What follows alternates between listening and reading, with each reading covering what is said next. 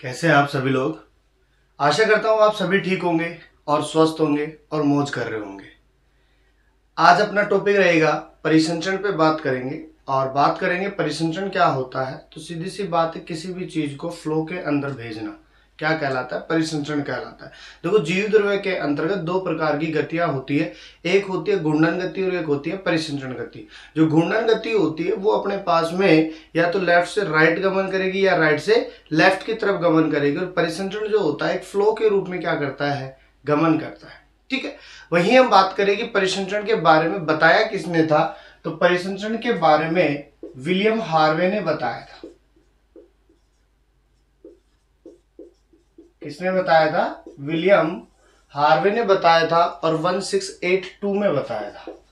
1682 के अंतर्गत William Harvey ने परिसंचरण के बारे में बताया था, या हम कहें परिसंचरण की कार्यकी के बारे में किसने बताया?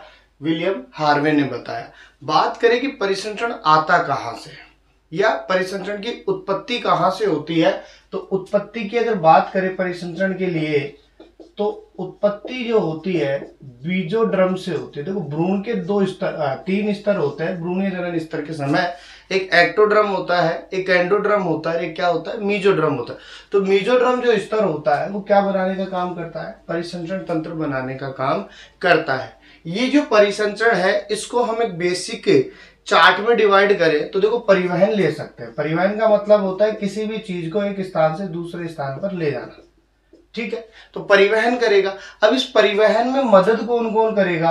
तो इसमें दो मदद करेंगे। एक होगा रक्त परिसंचरण तंत्र, इंग्लिश में बात करें ब्लड वैस्कुलर सिस्टम। एक होगा लसिका तंत्र, इसको बोल सकते हैं लिम्फ सिस्टम।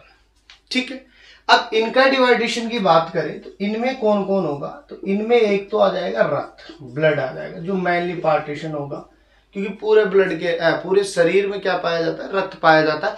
बॉडी का ऐसा कोई पार्ट नहीं है जहां पे क्या नहीं होगा? ब्लड नहीं होगा।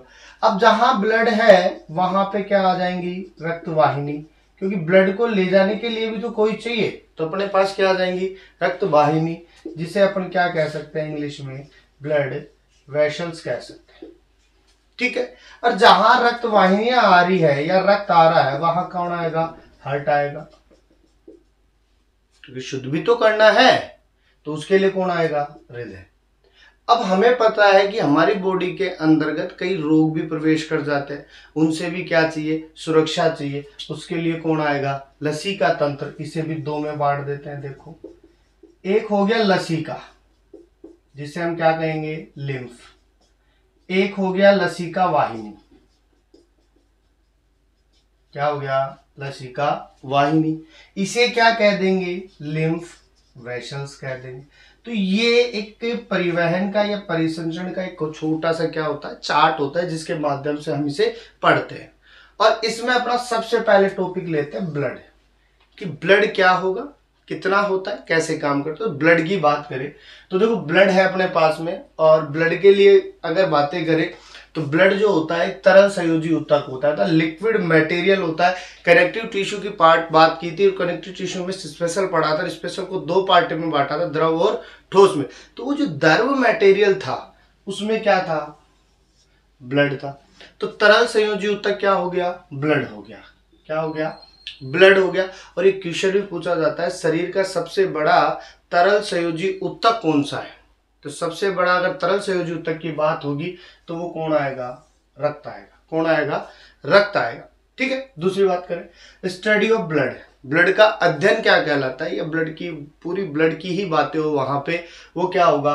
हीमेटोलॉजी। मैंने आपको पहले भी बताया था, अगर अध्ययन पूछता है किसी भी चीज का तो उसके पीछे क्या लगा दो आप? लॉजी लगा दो। तो यहां हमने क्या लगा दी? लॉजी लगा दी। इससे इसका क्या बन गया? अध्ययन बन गया। क्या बन गया? अध्ययन बन गया। सामान्य वयस्क में ब्लड की बात करें तो कितना होता है? 5 से 5.5 लीटर। एक जो सामान्य वयस्क होता है उसका ब्लड की बात करें, उसके बॉडी के अंदर 5 से 5.5 लीटर होती है। और ये अगर एक एवरेज वैल्यू में माने तो कितने, अगर एक वयस्क और सामान्य वयस्क का वेट कितना माना गया है, 60 केजी माना गया है, और उसका 5 से 7.5 या 5 से 7% जो भार होता है वो किसका होता है, ब्लड का होता है। किसका होता है, ब्लड का होता है। अब कॉमन सी बात करें, रक्त का रंग क्या होगा, लाल होगा। क्या होगा, लाल होगा। किसके कारण होगा, हीमोग्लोबिन शोषण वर्णक के कारण होगा। किसके कारण होगा, हीमोग्लोबिन शोषण वर्णक के कारण होगा। और ये जो हीमोग्लोबिन होगी ये कहां पाई जाएगी, आरबीसी में। तो हम कह सकते हैं अगर आरबीसी गुच्छों में होता है या संयोजित रूप में होता है तो वो कौन सा रंग देता है, लाल देता है। अगर अकेला है आरबीसी तो कौन सा देगा, हल्का पीला देगा। कैसा देगा, हल्का पीला देगा। बाद में बात करेंगे इसकी कैसे देगा। रक्त की प्रकृति की बात करें तो रक्त की प्रकृति कैसी हो जाएगी, क्षारीय। कैसी हो जाएगी, क्षारीय। 3 माध्यम होते हैं, अम्लीय होता है, उदासीन होता है और क्षारीय होता है। स्केल होता है एक छोटा सा, यहाँ पे अपने पास में 0 पॉइंट से स्टार्ट होता है, 7 पे खत्म होता है, ये 14 पे हो जाता है अपने पास। अब यहां से अगर हम देखें तो अगर 6.9 तक अगर कोई वैल्यू आ रही है तो वो किस में आएगी, अम्लीय में। 7 पे है तो क्या आएगी, उदासीन। और 7.1 से लेकर के 14 तक आ रही है तो कौन सी वैल्यू होगी, क्षारीय प्रकृति की। और अब क्षारीय प्रकृति कह रहे हैं तो इसका पीएच कितना हो जाएगा, 7.4 हो जाएगा। कितना हो जाएगा, 7.4 हो जाएगा। वहीं अगर स्वाद की बात करें तो स्वाद कैसा होता है इसका, नमकीन होता है। वैसे तो सभी कशेरुकी जीवों के अंतर्गत क्या पाई जाती है, आरबीसी पाई जाती है। ठीक है, कोडेड ऑर्गेनिज्म में या वर्टिब्रेट ऑर्गेनिज्म के अंदर क्या पाई जाती है, आरबीसी पाई जाती है या ब्लड प्रेजेंट हो रहा है। लेकिन कुछ इनवर्टिब्रेट ऑर्गेनिज्म भी होते हैं जिनके अंतर्गत आरबीसी की क्या देखी गई है, प्रेजेंस देखी गई है। जैसे अपन बात करें उदाहरण के लिए ग्लाइसेरा, आर्क और थियोन, ये 3 ऑर्गेनिज्म है जो इनवर्टिब्रेट से बिलोंग करते हैं, लेकिन इनमें क्या पाई जाती है, कशेरुकियों की भांति आरबीसी पाई जाती है। अगर हम अरस्तु की बात करें तो अरस्तु ने जो बंटवारा किया था ऑर्गेनिज्म का तो वो इसी पे किया था, आरबीसी की उपस्थिति व अनुपस्थिति के आधार पर। तो उन्होंने कहा था जो वर्टिब्रेट ऑर्गेनिज्म है उनमें तो क्या पाई जाएगी, आरबीसी पाई जाती है। जो इनवर्टिब्रेट ऑर्गेनिज्म होते हैं उनमें क्या नहीं पाई जाती है, आरबीसी नहीं पाई जाती है। लेकिन कुछ ऑर्गेनिज्म को जब देखा गया तो वहां पर क्या प्रेजेंट थी, आरबीसी प्रेजेंट थी। ठीक है, किसकी बात करेंगे, ब्लड के पार्टीशन की बात करेंगे। ब्लड कितना इंपॉर्टेंट है, तो देखो ब्लड का जब पार्टीशन करते हैं तो इसको 2 भागों में बांटते हैं और इसका जो मेन पार्ट होता है वो क्या होता है, प्लाज्मा होता है। कौन सा होता है, प्लाज्मा होता है, जो ओनली लिक्विड मटेरियल में होता है। किसमें होता है, लिक्विड मटेरियल में होता है, पूरा का पूरा द्रव पदार्थों से भरा होता है। और ये रक्त का 55% भाग बनाता है। कितना बनाता है, 55% भाग जो होता है वो अकेला कौन बनाता है, प्लाज्मा बनाता है। बाकी का 45% जो भाग है वो कौन बनाएगा, रक्त कणिकाएं बनाती है। अर्थात 45% भाग ब्लड कार्पस्कल्स बनाती है। लेकिन दोनों अपनी अपनी जगह क्या है, इंपॉर्टेंट है। प्लाज्मा अपनी जगह इंपॉर्टेंट है और रक्त कणिकाएं अपनी जगह इंपॉर्टेंट है। इनके पार्टीशन की और बात करें तो देखो अपने पास में रक्त कणिकाएं जो होती है वो कितने पार्ट में बटी है, 3 पार्ट में। एक आरबीसी होती है। इनकी अगर फुल फॉर्म की बात करें तो आप लिख सकते हो रेड ब्लड कार्पस्कल्स। क्या लिख सकते हो, रेड ब्लड कार्पस्कल्स। वहीं अगर इनकी बात करें तो आप इनको लिख सकते हो व्हाइट ब्लड कार्पस्कल्स। ठीक है, अगर इनके और बेसिक नामों की बात करें तो इसको आप लिख सकते हो इरिथ्रोसाइट। क्या लिख सकते हो, इरिथ्रोसाइट। अगर डब्ल्यूबीसी की बात करें तो इसको आप लिख सकते हो ल्यूकोसाइट। अगर प्लेटलेट्स की बात करें तो इसे लिख सकते हो आप थ्रोम्बोसाइट। क्या लिख सकते हो, थ्रोम्बोसाइट लिख सकते हो। और देखो पार्टीशन हो गया रक्त कणिकाएं 3 भागों में, RBC red blood corpuscles, WBC white blood corpuscles, platelets thrombocyte. और इनमें भी अगर पार्टीशन की बात करें तो देखो आरबीसी सिंगल होती है, प्लेटलेट सिंगल होती है, लेकिन डब्ल्यूबीसी क्या होती है, पार्टीशन में बटी होती है। क्योंकि डब्ल्यूबीसी जो होती है अब बाह्य रोगों से सुरक्षा करती है। क्या करती है, बाह्य रोगों से सुरक्षा प्रदान करने का कार्य करती है। और इसी दौरान इसको हम कितने में बांटते हैं, दो में बांटते हैं। देखो, एक कणिका में होता है और एक क्या होता है, अकणिका में। ग्रेन्युलोसाइट कोशिकाएं और अग्रेन्युलोसाइट कोशिकाएं। तो देखो, ये जो पार्टीशन हुआ था ये केवल किसके आधार पे कर रहे हैं, कणिकाओं के आधार पे। किसके आधार पे, कणिकाओं के आधार पे। तो जिनमें कणिकाएं उपस्थित है, प्रेजेंट है, तो वो तो क्या हो जाएगा, कणिका में। और जिसमें कणिकाएं नहीं पाई जा रही है वो क्या हो जाएगा, अकणिका में। ठीक है। और ये जो कणिका में और अकणिका में या डब्ल्यूबीसी के पार्टीशन की बात करें तो डब्ल्यूबीसी का पार्टीशन जो किया था वो राइट्स ने किया था। किसने किया था, राइट्स नामक वैज्ञानिक ने डब्ल्यूबीसी का पार्टीशन किया था। और वहीं देखो, कणिका में को कितने में बांट रहे हैं, तीन में बांट रहे हैं, एसिडोफिल्स, बेसोफिल्स और न्यूट्रोफिल्स।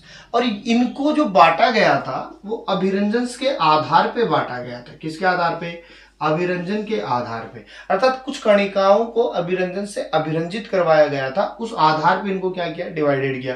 अर्थात बेसोफिल्स की एसिडोफिल्स की बात करें तो इनके लिए कौन सा अभिरंजन था, अम्लीय अभिरंजन था। बेसोफिल्स की बात करें तो इनके लिए कौन सा था, क्षारीय था। और न्यूट्रोफिल्स के लिए कौन सा था, उदासीन था। ठीक है। आगे बात करेंगे, विथ डिटेल चर्चाएं करेंगे अपने पास में, लेकिन अभी इनके लिए क्या, शॉर्ट एक चार्ट के माध्यम से। और अकणिका में बात करें तो अकणिका में को भी दो पार्ट में बांटा था, लिम्फोसाइट और मोनोसाइट। लिम्फोसाइट और मोनोसाइट। देखो, ये जो लिम्फोसाइट है ना वो मेनली पार्ट करती है इम्यूनिटी सिस्टम में। किसमें करती है, इम्यूनिटी सिस्टम में, प्रतिरक्षा तंत्र में। देखो, प्रतिरक्षा तंत्र से क्यों रिलेट करती है, क्योंकि कुछ सेल्स ऐसी होती है जो लाइफ टाइम के लिए बनती है। अगर एक बार रोग बन गया और वो एक रोग जब आता है तो अपना एंटीबॉडी बनाता है। जैसे उस रोग को खत्म करने के लिए क्या बनाए, एंटीबॉडी बनाए। क्योंकि अगर रोग आ रहा है तो क्या लेके आएगा, एंटीजन, और उसके साथ में कौन सी प्रोसेस होगी, एंटीबॉडी। क्योंकि जब तक एंटीबॉडी नहीं बनेगी एंटीजन शरीर में रहेगा, और एंटीजन शरीर में रहेगा तो क्या लेके आएगा, रोग लेके आएगा। तो इन रोगों को खत्म करने के लिए क्या बनाए, एंटीबॉडी। अब अगर ये रोग खत्म हो गया और ये एंटीबॉडी बच गई तो इनको मेमोरी के रूप में क्या कर लेते हैं, स्टोर कर लेते हैं। तो फ्यूचर में कभी अगर ऐसा रोग आता है, वही रोग वापस से आता है, तो वापस से एंटीबॉडी बनाने की नीड नहीं है, यही एंटीबॉडी दोबारा से क्या करेगी, काम करेगी। तो इनको स्टोर कौन करता है, लिम्फोसाइट। और ये जो लिम्फोसाइट होता है इसको दो पार्ट में बांटते हैं, बी सेल्स और टी सेल्स। बी सेल्स और टी सेल्स लिम्फोसाइट के पार्ट होते हैं, जिनका जो लाइफ स्पैन होता है वो एक अनलिमिटेड होता है या लाइफ टाइम का होता है। ठीक है, अनलिमिटेड मिला हुआ है। मोनोसाइट की बात करें तो ये भी दो में बढ़ता है, एक मैक्रोफेज होता है और एक क्या होता है, डेंड्राइट होता है। इन्हें की अलग अलग पार्टीशन बात, इनमें बात करें तो कणिका में जो होता है वो संपूर्ण डब्ल्यूबीसी का 60 से 70% भाग बनाता है। कितना बढ़ाता है, 60 से 70% भाग बढ़ाता है। और अकणिका में जो होता है वो 30 से 40% भाग बढ़ाता है। तो सबसे ज्यादा पार्ट किसका है, कणिका में का। किसकी वजह से है, न्यूट्रोफिल की वजह से। क्योंकि अन्य जो रोग है या बेसिक रूटीन के अंदर जो रोग चलता है, जैसे सर्दी जुकाम होती है, फीवर होता है, पेट दर्द होता है, सर दर्द होता है, इन सब के प्रति अगर काम करने वाली अगर कोई एंटीबॉडी है तो वो कौन सी है, न्यूट्रोफिल्स होती है। कौन काम करता है, न्यूट्रोफिल्स काम करता है। ठीक है। तो यहां इस चार्ट में आप देखोगे तो कोई ना कोई किसी ना किसी का दबाव बना हुआ है। ठीक है। और देखो आगे चले, प्लाज्मा की बात करें तो प्लाज्मा कितना था, 55%। और इस प्लाज्मा को कितने में बांट रहे हैं, दो में, द्रव पदार्थ और ठोस पदार्थों में। और ये जो द्रव पदार्थ है ये लगभग 91 to 92% होता है। कितना होता है, 91 से 92%। तो एक वैल्यू मान ली 92 मान लो, कितना हो गया, 92% हो गया। और ये जो ठोस होता है ये अपने पास में 8 से 9% होता है। कितना होता है, 8 से 9% होता है। वही इस ठोस की दो में बांटते हैं, इनऑर्गेनिक और ऑर्गेनिक कंपोनेंट्स। तो इनऑर्गेनिक कंपोनेंट्स जो होते हैं इनको हम देते 0.9%। बाकी जो बच गया वो किसका है, ऑर्गेनिक का। तो अगर हम यहां बात करें तो 7 से 8% क्या होता है, ऑर्गेनिक मटेरियल्स होते हैं प्लाज्मा पार्ट। अब प्लाज्मा में क्या होता है, प्लाज्मा में मेनली अगर कोई पार्ट है तो प्लाज्मा प्रोटीन है। क्या है, प्लाज्मा प्रोटीन है। और ये जो प्लाज्मा प्रोटीन होता है ये किसका भाग होता है, ठोस पार्ट का होता है। किसका होता है? ठोस पार्ट का होता है। ठीक है, तो ये एक दूसरे पे क्या करते हैं? रिलेट करते हैं, एक दूसरे के बिना क्या है? अधूरे होते हैं। ठीक है, तो एक चीज और होती है, देखो इस दुनिया में अगर किसी मनुष्य का शोषण किया जाता है, शोषण का मतलब जो चाहे वो आप करवा सकते हो उससे, वो आपका काम कर रहा है, आपको मना नहीं कर रहा है, तो उसके पीछे अगर कुछ है तो वो एक डर है। उस इंसान को किसी ना किसी बात का डर है। अगर वो जॉब कर रहा है तो उसे डर है कि कल को मुझे किसी जॉब से निकाल ना दे, या आप किसी अन्य इंसान का कर रहे हो जो आपके पास बैठ रहा है तो उसे डर है कि आप उसे छोड़ ना दो। तो वो केवल क्या है? डर है। और डर के साथ में ही क्या किया जाता है? शोषण किया जाता है। अगर डर नहीं होगा किसी बात का तो उसका शोषण कभी भी नहीं हो सकता। अगर एक इंसान तो डर में है, और एक इंसान वो है जो आपको बेबाक बोल रहा है, बेझिझक बोल रहा है, किसी भी अगर आप उसको कोई काम बोल रहे हो तो अगर वो काम करने का है तो वो करेगा, अगर नहीं करने का है, उसका नहीं है, तो वो आपको तुरंत उसका क्या देगा? रिप्लाई देगा। तो इसे कहते हैं शोषण के विरुद्ध काम करना। यानी अपनी लाइफ अपने हिसाब से जियो। अगर आप कहीं जॉब भी कर रहे हो तो ये थोड़ी है कि आप उनका काम भी आप करो, खुद का काम भी आप करो, किसी दूसरे का काम भी आप करो। नहीं, जो आपका काम है वो आपको करना है। आप किसी भी पोस्ट पे हो, सभी का काम क्या होता है? डिसाइडेड होता है। तो शोषण नहीं करवाना है। ठीक है, तो इसका छोटा सा स्क्रीनशॉट लीजिए। देखिए, अब हम बात करते हैं आरबीसी की। पहला पोर्शन उठाता है आरबीसी। आरबीसी की फुल फॉर्म की बात करें, रेड ब्लड कार्पसल्स। हिंदी में बात करें तो लाल रक्त कणिकाएं। क्या हो जाएगी? लाल रक्त कणिकाएं। अगर और नाम की बात करें तो इसे हम क्या कह सकते हैं? इरिथ्रोसाइट भी कह सकते हैं। क्या कह सकते हैं? इरिथ्रोसाइट भी कह सकते हैं। ठीक है, आगे बात करें। आरबीसी को सर्वप्रथम किसने देखा था? तो देखो, आरबीसी को सर्वप्रथम ल्यूवेन होक ने देखा था। किसने देखा था? ल्यूवेन होक ने देखा था। और कब देखा था? 1674 में देखा था। कब देखा? 1674 में देखा था। छोटे छोटे कणों के रूप में देखा था। किस रूप में देखा था? छोटे छोटे कणों के रूप में देखा था। और ऐसा कहा जाता है कि आरबीसी जो होती है वो एक दूसरे के ऊपर सिक्कों के जमाव की तरह व्यवस्थित होती है, अर्थात यू व्यवस्थित होती है। जैसे अपन छोटे जब बच्चे थे और बहुत से सिक्के होते थे तो उनकी ऐसी ढेरिया बनाते थे। क्या बना? ढेरिया बनाते थे। 5 की अलग, 2 की अलग, 1 की अलग, 10 की अलग। तो ये क्या थी? ढेरिया जो बनती है ना, इसी प्रकार से क्या प्रेजेंट होती है? आरबीसी प्रेजेंट होती है। और ये जो सिक्कों के जमाव की तरह व्यवस्थित होती है ना, इस गुण को कहते हैं रूलेक्स। क्या कहते हैं? रूलेक्स कहते हैं। ठीक है, दूसरी बात, आकृति की बात करें तो आरबीसी की आकृति वृत्ताकार, उभयोत्तल, केंद्रक, अनुपस्थित होता है। या तो गोलाकार हो सकती है, या अंडाकार हो सकती है, या तस्त्री नुमा हो सकती है। ठीक है, ऐसी होती है। और ये जो होती है आरबीसी, उसमें क्या अनुपस्थित होता है? केंद्रक अनुपस्थित होता है। ये कह सकते हैं केंद्रक विहीन होती है। लेकिन कुछ ऑर्गेनिज्म ऐसे भी है जिनमें केंद्रक पाया जाता है। किसमें? आरबीसी में। और उसके अपवाद है। और केंद्रक उपस्थित, यानी यहां हम अपवाद की बात करें तो जो अपवाद होंगे वो 2 हो जाएंगे। एक तो कैमल हो जाएगा, ऊंट हो जाएगा, और एक कौन हो जाएगा? लामा हो जाएगा। ये दोनों ऑर्गेनिज्म आरबीसी के अपवाद है, क्योंकि इनकी आरबीसी में क्या पाया जाता है? केंद्रक पाया जाता है। ठीक है, और ये केंद्रक की अनुपस्थिति क्यों बताई गई है? केंद्रक क्यों नहीं पाया जाता है? उसका रीजन होता है कि केंद्रक की अनुपस्थिति के कारण हीमोग्लोबिन की मात्रा जो है बहुत ज्यादा समा सकती है। और हीमोग्लोबिन चाहिए क्योंकि श्वसन वर्णक होता है। हीमोग्लोबिन ज्यादा होगा तो ऑक्सीजन को ज्यादा ग्रहण कर पाएंगे। ठीक है, तो वो किसके लिए है? हीमोग्लोबिन के लिए। क्या? केंद्रक की अनुपस्थिति। देखो, और दूसरी बात करें, आरबीसी का जो आकार होता है सभी ऑर्गेनिज्म में अलग अलग होता है, किसी में भी सेम नहीं होता है। तो सबसे अधिक आकार की आरबीसी की बात करें तो किस में पाई जाती है? एम्फीयूमा में पाई जाती है। सबसे अधिक आकार की आरबीसी किस में?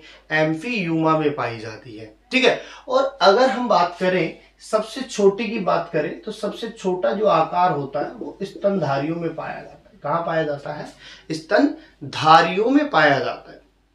दूसरी बात करें आरबीसी की संख्या की बात करें। देखो आरबीसी की संख्या से पहले रक्त की बात की थी। रक्त जो होता है 5 से 5.5 लीटर पाया गया था एक स्वस्थ वयस्क मनुष्य में। और स्वस्थ वयस्क मनुष्य किसे माना था? जिसका वेट कितना था? 60 केजी था। ये अपने वेट का भाग बनाता है कितना? 5 से 7%। और उस 5 से 7% के अकॉर्डिंग कितना निकाला था? 5 से 5.5 निकाला था। अब ये जो 5 लीटर है ये किसमें है? महिलाओं में। किसमें है? महिलाओं में। और ये जो 5.5 लीटर है ये किसमें है? नर में। किसमें है? नर में। 0.5 कम होता है। क्यों होता है? क्योंकि उनको खून चूसने के लिए थोड़ा खून तो चाहिए, तो बैलेंस बना रहे। अर्थात महिलाएं कहां से खून चूसेंगी? यहां से चूसेंगी। और चूसेंगी तो क्या रहेगा? बैलेंस बना रहेगा। और ऐसे देखो बहुत से मटेरियल होते हैं या बहुत सी चीजें जो होती है वो नरों में ज्यादा होती है और महिलाओं में क्या होती है? कम होती है। जैसे ब्लड की बात हो गई, हार्ट की बात कर ले, ठीक है। हार्ट का जो भार होता है वो महिलाओं में कम होता है और पुरुषों में क्या होता है? ज्यादा होता है। क्यों होता है? क्योंकि पुरुषों के पास में फीलिंग का भंडार होता है, जमा करके रखते हैं, जबकि महिलाएं फीलिंग को इतना भंडार नहीं करती है। ब्रेन की बात कर ले, ब्रेन का वेट जो होता है वो भी महिलाओं में कम होता है, पुरुषों में ज्यादा होता है, क्योंकि स्टोरेज करना है ना। क्योंकि महिलाएं की अगर कोई बात हो जाए तो उसको ही नहीं रख पाती है, वही दूसरों को बताती है, तो वो अपनी बातों को स्टोर नहीं कर सकती, इसलिए उनको कम दिया गया है। क्योंकि कम स्टोरेज होगा तो सीधी सी बात है कम स्टोर किया जाएगा, तो उसको खाली करना भी तो होता है ना। इसलिए सभी मटेरियल क्या होते हैं? इनके अलग अलग होते हैं। पुरुषों में बात करें तो पुरुषों में वो जैसे ज्यादा होती है और महिलाओं में क्या होती है? कम होती है। ठीक है। अब देखो आरबीसी की संख्या की बात करते हैं। ये तो किसकी थी? रक्त की बात थी। अब हम आरबीसी की बात करेंगे तो देखो आरबीसी की जो संख्या होती है वो नरों में 50 से 55 लाख प्रति घन मिमी होती है। कितनी होती है? 50 से 55 लाख प्रति घन मिमी होती है। और वहीं नरों में महिलाओं में बात करें तो कितनी होती है? 40 से 45 लाख प्रति घन मिमी होती है। कितनी होती है? 40 से 45 लाख प्रति घन मिमी होती है। और यही संख्या की बात करें तो जन्म के समय बच्चों में कितनी होती है? 68 लाख प्रति घन मिमी होती है। और ये जो संख्या है 68 लाख, यही घटकर कितने में आती है? 50 से 55 पे आती है। कितने पे आती है? 50 से 55 पे आती है। और देखो बात करें कि ये जो 40 से 45 और 50 से 55 का आंकड़े का डिफरेंस क्या है, तो देखो यहां पर डिफरेंस जो होता है, देखो महिलाओं के अंतर्गत 2 पीरियड्स चलते रहते हैं। क्या होता है? मेंस्ट्रुअल साइकिल चलता रहता है। क्या चलता रहता है? मेंस्ट्रुअल साइकिल चलता रहता है। या हम यहाँ पे दूसरा ले ले प्रेगनेंसी की बात। प्रेगनेंसी की बात करें तो ये 2 स्टेज ऐसी होती है जिसमें महिलाओं के अंतर्गत ब्लड जो होता है वो कम हो जाता है। देखो पीरियड्स के अंतर्गत 28 दिनों में पीरियड्स आते हैं और इस 28 दिन के दौरान महिलाओं को बहुत सा ब्लड जो होता है बॉडी से बाहर निकालना होता है या बॉडी से बाहर हो जाता है। तो ये देखो यहां से ब्लड बाहर हुआ तो सीधी सी बात है शरीर से ही कम हो रहा है, इसलिए यहां की वैल्यू में क्या हो जाता है? कम हो जाता है। और देखो इस दौरान जो ब्लड कम होता है, वैसे तो देखो ब्लड में कमी को हम क्या कहते हैं? एनीमिया कहते हैं। अगर आरबीसी में कमी आ रही है तो उसको हम क्या कहेंगे?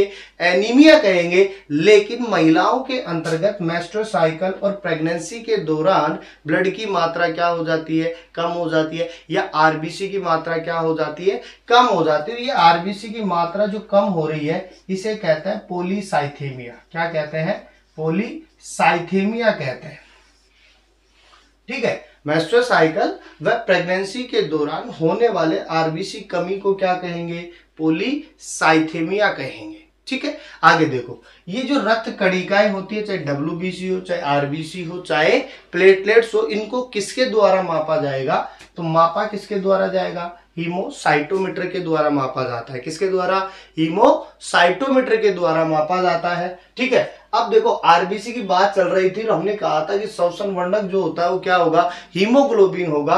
और ये जो हीमोग्लोबिन है इसकी वैल्यू भी क्या होती है? अलग अलग होती है। नर में कितनी होती है? 14 ग्राम पर 100 ml होती है। और महिलाओं में कितनी होती है?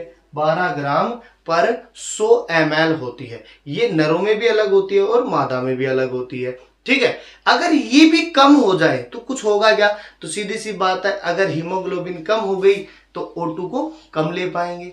अगर O2 कम आएगा तो क्या व्यक्ति जी पाएगा, क्या नहीं जी पाएगा, अर्थात ऑक्सीजन की कमी हो जाएगी, और ऑक्सीजन की कमी होगी तो श्वसन नहीं हो पाएगा। ठीक है, तो ये किसकी वजह से है, हीमोग्लोबिन की कमी को हम क्या कहेंगे, एनोक्सीमिया कहेंगे। क्या कहेंगे, एनोक्सीमिया कहेंगे। ठीक है। दूसरी बात देखो, आरबीसी के निर्माण की प्रक्रिया, अर्थात आरबीसी के जो निर्माण होता है उसकी प्रक्रिया को क्या कहेंगे, इरिथ्रोपोइसिस कहते हैं। क्या कहते हैं, इरिथ्रोपोइसिस कहते हैं। इस इरिथ्रोपोइसिस को हीमोपोइसिस भी कह सकते हैं। क्या कह सकते हैं, हीमोपोइसिस भी कह सकते हैं। इरिथ्रोपोइसिस को हीमोपोइसिस भी कह सकते हैं। और ये जो आरबीसी निर्माण की प्रक्रिया होती है या इरिथ्रोपोइसिस की जो प्रक्रिया होती है वो लगभग 72 घंटों में पूरी होती है। कितने में होती है, 72 घंटों में पूरी हो जाती है। ठीक है, तो इसलिए देखो 72 घंटों में पूरी हो रही है तो सीधी सी बात है, आप आसानी से ब्लड डोनेट कर सकते हो, कोई झिझक नहीं है, कोई बात नहीं है।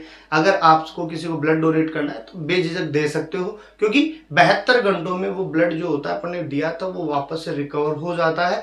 लेकिन ध्यान ये रखना, ब्लड किसी जरूरतमंद आदमी को ही दो, जरूरत आए उसको दो। ऐसा नहीं कोई भी पॉलिटिशियन है, अपना चुनाव प्रचार कर रहा है और उसके दौरान वो अगर एक ब्लड कैंप लगा रहा है तो आप जाओ और वहीं पे ब्लड दे दो, ये गलत है।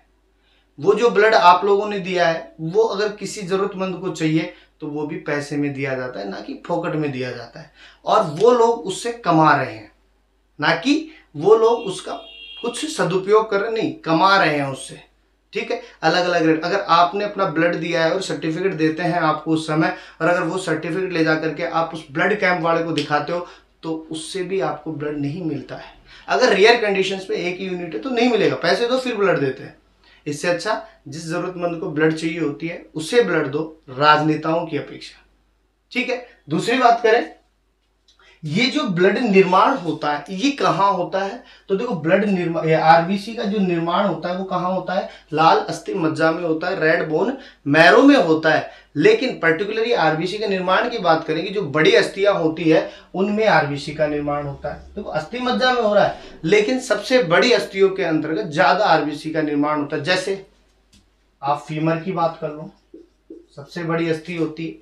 ठीक है, इसके अलावा आप कपाली अस्थियों की बात कर लो, यानी क्रेनियल नर्व्स की बात कर लो जो अपने पास में ब्रेन्स में पाई जाती है। ठीक है, आरबीसी के जीवन काल की बात करें तो आरबीसी का जीवन काल कितना होता है, 120 दिन का होता है। कितना होता है, 120 दिन का होता है। और मेंढक के आरबीसी के दिन की बात करें तो 100 दिन का होता है। कुत्ते की बात करें तो 124 डेज का होता है। तो सभी का साइकिल क्या होता है, अलग अलग होता है। अब बात करें ये जो आरबीसी है ये टूट जाती है, और टूटने के बाद जाती कहाँ है, तो ये जाती है स्प्लीन में।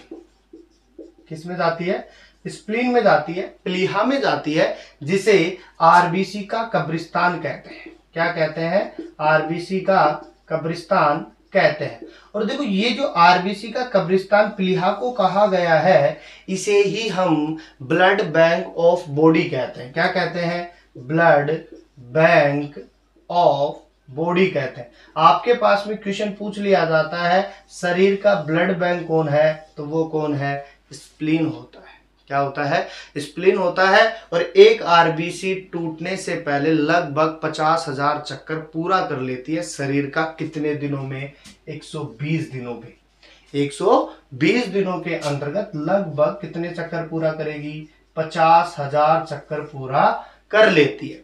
वहीं इनकी अपेक्षा में और बात करें तो ब्लड के कार्यों की बात करें तो सीधी सी बात है, ब्लड का जो कार्य होगा वो O2 व CO2 का हो जाएगा, क्योंकि O2 लेगा और CO2 को बाहर करेगा अपने पास में। देखो श्वसन के माध्यम से होता है, लेकिन ले जाने का काम कौन कर रहा है, ब्लड कर रहा है उसको। ठीक है। दूसरी बात करें, पीएच नियत रखता है, अर्थात शरीर के तापमान को क्या करता है, नियत बना के रखता है। दूसरा कार्य अपन ने बात की तो देखो ब्लड जो होता है, आरबीसी जो होती है, अगर समूह में गुच्छों के अंदर है तो रंग देगी कौन सा, लाल।